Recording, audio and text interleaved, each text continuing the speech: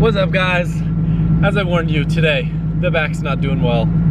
We're just cruising around. I don't think we're gonna be able to do much. Luckily, these seats don't really bother my back much, so we're heading over in the R32 to the warehouse and gonna go see what's going on there. So we showed up at the warehouse, and Alberto's first task for today was to figure out how the S13 wastegate got stuck. What did you find, sir? The reason why it wouldn't stay closed was because this bolt was keeping the diaphragm from going all the way down. So, the S13 broke because Alberto didn't tighten the bolt enough. What do you mean? We're not even supposed to touch those bolts. It's just a joke. I know. It comes. They're gonna say that I did something wrong. I'm kidding. You're not supposed to touch those bolts. I said, no, I'm gonna tighten the bolt out of it. And then hopefully it shouldn't come off again, but that's gonna be another new thing that we're gonna have to be looking out for. So S13 should be back on the road. I finally got my fenders for it. I am going to do over fenders on the car. What? You need to wash that thing. What is up with your car? It's dude, so dirty. I could barely like bend over a little and wash the car right now. It is a little dirty right now, huh? Oh my god, it's like the dirtiest I ever seen it. But anyway, so that car should be pretty sorted mechanically now. Now it's just a matter of getting it to look nice for the open house. I gotta bring it over to Randy so he can do some paint stuff, fit the over fenders, and totally forgot about these. I've been sitting on these probably for, I don't know, maybe well over a month now. A company called Terra Firma that makes and sells a bunch of rad Skyline stuff. Basically OEM spec Skyline floor mats. And they sent me a set for mine. They can put like badges or anything custom on them, but I just chose plain black ones. But these are super nice and they're actually conformed to fit. So instead of this ratty old thing, we got the nice new freshie. That looks too good. It throws me off. New, old. New, old. These are sick. Look at how much better this looks. So from what I understand, these are actually designed after the Nismo old logo floor mats. And another cool thing too, I don't know if they're out yet or not, but Terra Firma is also making direct replacement carpet. So if you have an R32 that has like shot carpets, you can check them out, because I'm guessing that's something that's not easy to get in the States. So anyway, thank you guys. I appreciate getting the R32 looking all nice. And here's this stupid Mustang tire that had that screw in it that I was telling you guys about. It's so annoying. So this is my first time getting sushi. I guess this isn't sushi though, I guess this is chicken. But it's from a sushi restaurant, so I'm cultured. Where's the, oh, chopsticks. This is authentic. BMW looks really nice from this angle, huh? I dig it. You guys might have seen in my Instagram story that I wasn't pumping just normal E85 anymore. If you noticed, I was pumping Ignite Red. So technically speaking, that Ignite Red isn't E85, it is an ethanol blend. It's technically their 114 octane rating, designed for use in racing and like built engines and stuff. And what's rad about it is it actually already comes with lubricant in it too. As you guys know, I've been running pump E85 in pretty much all my cars. And anyone out there, I guess maybe not if you're in like California, because I heard they have good E85. Anyone that runs E85 in their cars has heard all the horror stories about getting like junk gas from the pump. And I did not want to run into that issue. I have had issues where I've done the content tester on the pump fuel and had, whoops.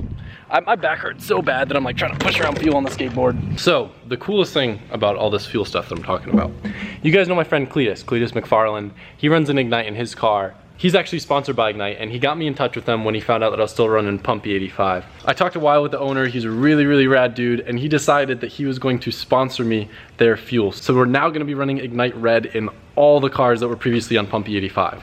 It's gonna be really nice just knowing we're putting the same fuel in every single time, having consistency, not having to worry about any sort of issues with junk E85. Sometimes the gas stations blend it with crappy stuff that'll clog up injectors and fuel filters, where this stuff is as good as it gets. And if you can see, I got 355 drums just chilling, ready to be burnt up. All jokes aside, I'm insanely thankful. Like, having a fuel sponsor is probably one of the best things you can possibly have with what I do, other than maybe next to a tire sponsor.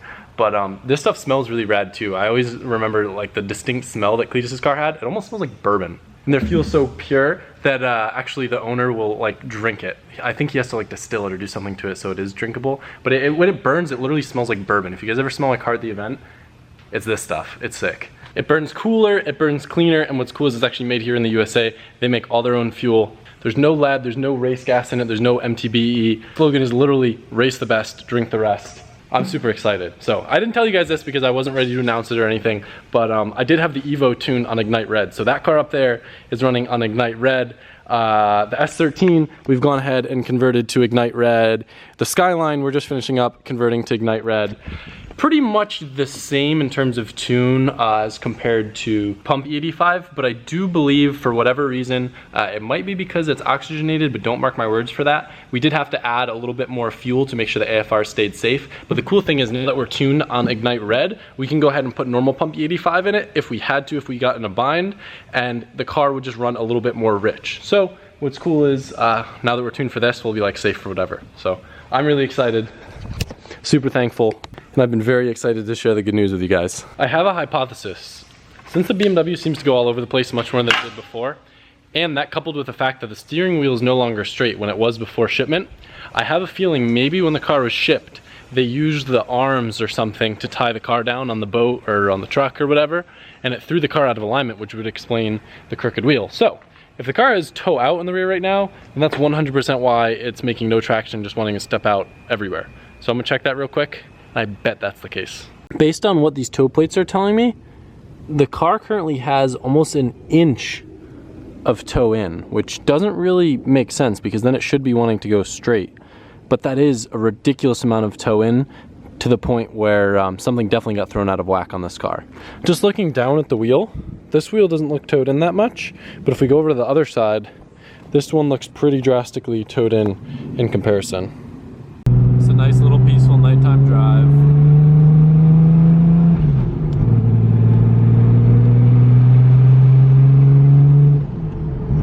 Love this turbo. Tonight played out rather interesting. So, I wanted to go go-karting with everyone. Everyone went go-karting, like all my friends and everything. And I was this close to doing it, but the place that they went was called OKC, and it's an outdoor one that doesn't have seat belts, so there's a lot of like side-to-side leaning and leaning forward and stuff because you're not harnessed into the go-kart. And with my back hurting as much as it is, I made the executive decision to determine that that probably wouldn't be the best thing for me to heal up quickly. Now, this is where it gets tricky. So I was like, all right, I'm not gonna go go-karting and I'll get stuff done around the house. Usually when I bail on fun stuff to get stuff done around the house, I wound up moping and wishing that I was doing the fun stuff with all the friends and not getting anything done at the house where I would have been better off going and doing the fun thing. That wasn't the case tonight, and I don't know whether it was luck or if it was a large caramel macchiato upside down that they forgot the whipped cream on. But I actually got a lot done. I don't know if you guys have seen kind of my area lately, if I've been filming much in here. Like this table, it's like decently clean for me. I cleaned off my desk quite a bit, not too bad. And I started cleaning off this table, just kind of got camera stuff that I need to take care of. But the thing that, I'm getting a little too excited about this, huh? All right, the thing that I cleaned off probably the most, this junk room that has just been full of crap, still looks like it's full of crap. But I've managed to navigate through a little bit of carpet. I managed to get some carpet showing so I could walk over and play with some guitar stuff. And I was just messing around and I thought it was kind of cool. Like basically, I'll just play for you. So I'm gonna put in like a riff here. It's from a new Lil Peep song. I don't know if you guys listen to Lil Peep, whatever. It was a really cool guitar riff and I was like, I wanna learn how to play that. So I learned how to play it and I was like, oh, this would sound cool if I kind of layered some other stuff over it. So that's what I'm gonna do. I have like a loop station pedal that like layers stuff on stuff on stuff. I don't play guitar often. I used to play a lot and I'm always like, whenever I play in videos, I only play in videos, I guess. I don't really fiddle that much on my own, so I'm usually a little bit rusty, so bear that in mind. But anyway, I'm gonna play for you because I think it's kind of cool. Also apologize for me talking so fast. I don't know if it's luck. I don't know if it's caramel macchiato speaking. I don't know if it's me being excited about playing guitar because I haven't played in a while. So I'm playing using one of my loop station pedals, and although I'd like to try to do everything one take, I have to switch tuning and switch guitars twice. So I'm just gonna like play one section, cut the clip, and then play the next section with the next layer. I'm not a fancy music guy, but you guys might recognize this riff.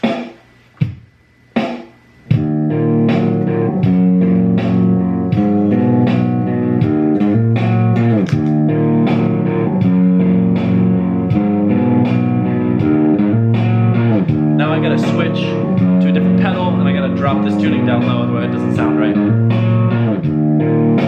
You won't be able to hear me play it. When I play it, you'll hear it over. Watch.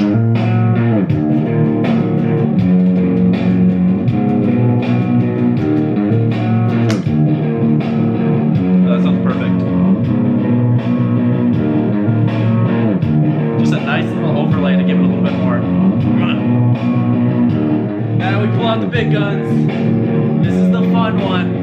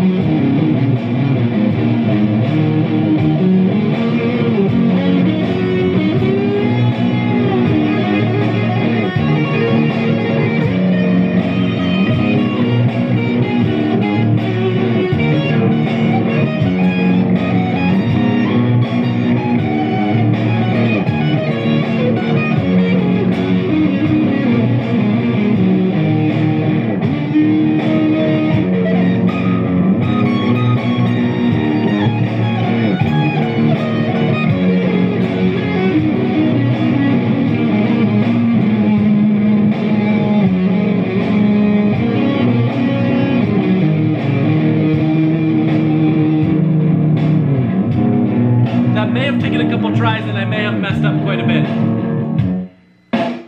But I accomplished my goal of trying to demonstrate a bunch of different, oh, I missed one little thing that I like doing like tremolo picking where I go really fast.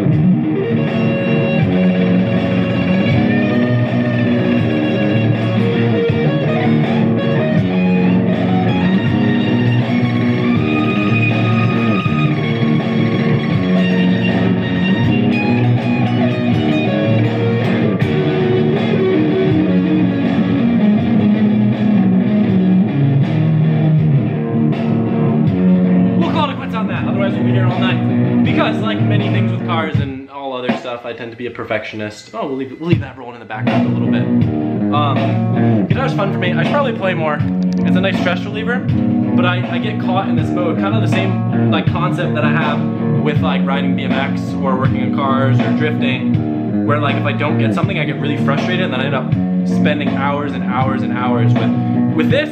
I got that first riff figured out like really easily, really quick. Really quick, but trying to like link all that stuff together in one clean run, which obviously wasn't clean, but I'm still pretty proud of it. I hope you guys enjoyed this video. A little bit different. My back is feeling a little bit better. Like I can do stuff. I'm sitting up and crouching down and stuff.